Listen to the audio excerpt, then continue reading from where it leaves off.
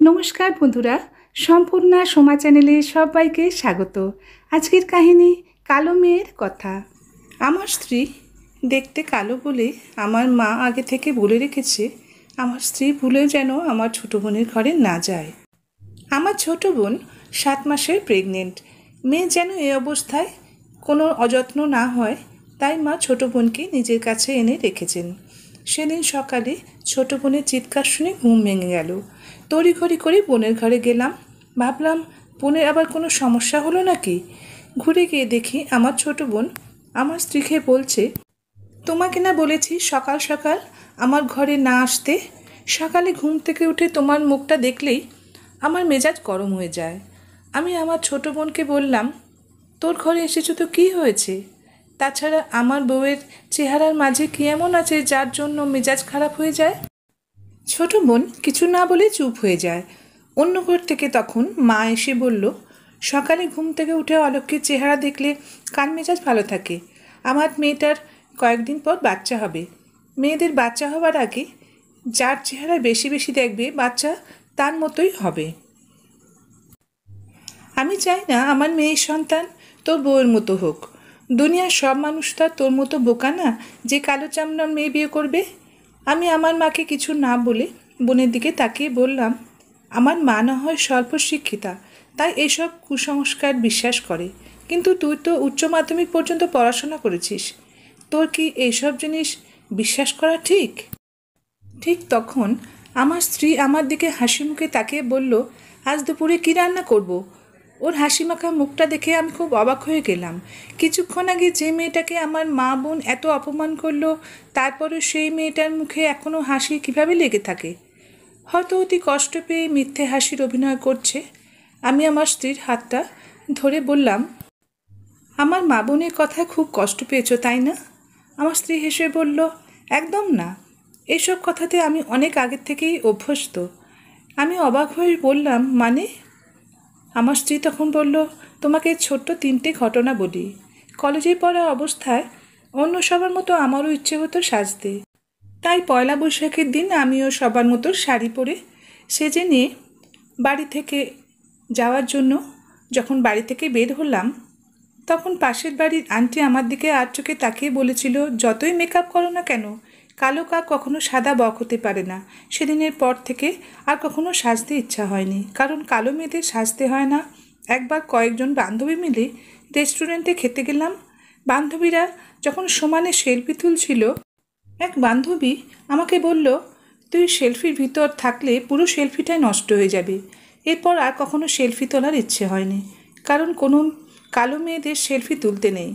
দেখতে কালো বলে একের পর এক পাত্রপক্ষ যখন বিয়ের জন্য না করে দিচ্ছিল, তখন আমার নিজের মা বলেছিল, এই অলক্ষ্মী মেয়েকে জন্ম দিয়ে আমি ভুল করেছি।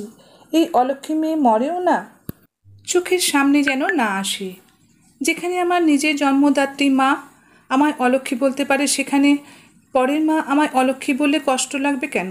যেখানে আমার জন্মদাতা পিতা আমার মুখ দেখতে চান না, সেখানে তোমার বোন আমার মুখ দেখতে না চাইলে আমার তাতে তো কষ্ট পাওয়ার কথা না। কথাগুলো বলা শেষে আমার স্ত্রী ওর চোখের কোণে জমে থাকা জলটা মুছল, অথচ ওর মুখে তখন হাসিটা লেগে আছে। আমি বুঝতে পারছিলাম এই হাসিটার ভিতর কত যন্ত্রণা লুকিয়ে আছে। 1.5 মাস পরের ঘটনা, আমার বোনের শরীরের অবস্থা হঠাৎ খারাপ হয়ে যায়। ডাক্তারের কাছে নিয়ে গেলে ডাক্তার বলে এখনই সিজার করতে হবে, তা নাহলে পেটের বাচ্চার ক্ষতি হবে। ডাক্তার আমার বোনকে অপারেশন থিয়েটারে নিয়ে যাওয়ার আগে বলল, তাড়াতাড়ি ও নেগেটিভ রক্তের ব্যবস্থা করতে। আমরা আগে থেকে যে ডোনারের সাথে কথা বলে রেখেছিলাম, তাকে যখন ফোন করি রক্তের জন্য, তখন সে বলে, আমরা কেন তাকে আগে থেকে জানাইনি, সেই মুহূর্তে শহরের বাইরে আছে। আমরা সবাই যখন ও নেগেটিভ রক্তের জন্য ছোটাছুটি করছিলাম, সেটা আমার স্ত্রী জানতে পেরে বাড়ির থেকে আমায় ফোন করে বলল রক্তের জন্য চিন্তা না করতে, কারণ ওর রক্তের গ্রুপ ও নেগেটিভ। ও এখনই হাসপাতালে আসছে। আমি ফোন রেখে আমার মায়ের কাছে গেলাম। মা তখন ঈশ্বরকে ডাকছে আর কান্নাকাটি করছে।